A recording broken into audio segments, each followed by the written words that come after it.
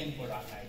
Diba, Boracay is known for a very special place for anniversaries, birthdays, even barkada, trip, ganyan. And of course, weddings, no?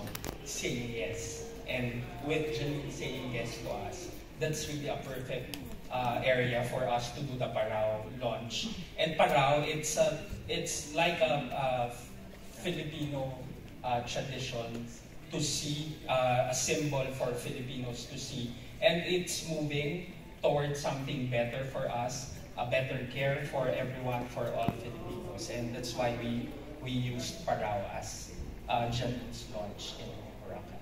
That is a beautiful symbolism. But totoo, no? Hindi ka pwede mag-Boracay, hindi ka nagpaparaw sailing sa sunset. And it really does show that.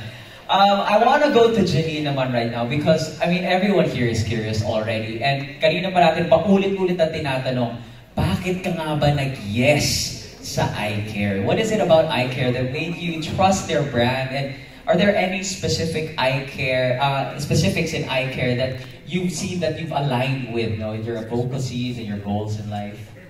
Yes, definitely. Kasi ako, I've always known the importance of support when it comes to healthcare.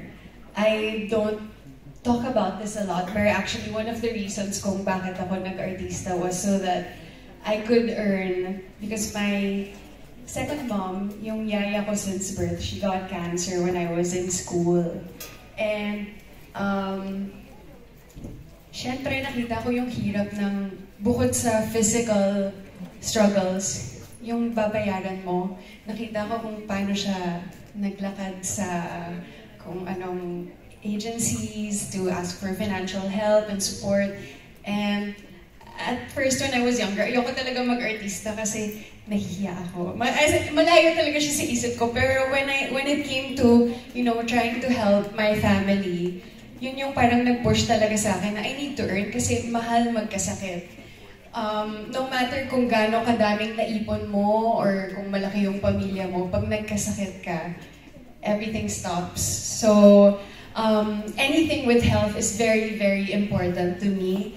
And I really appreciate that how one of the advocacies talaga ng iCare is affordable, reliable healthcare para sa lahat ng Pilipino na talagang napaka-importante. So, I'm so happy that, you know, this is something that I really believe in and I know that we all really need to have na kapartner natin sa buhay.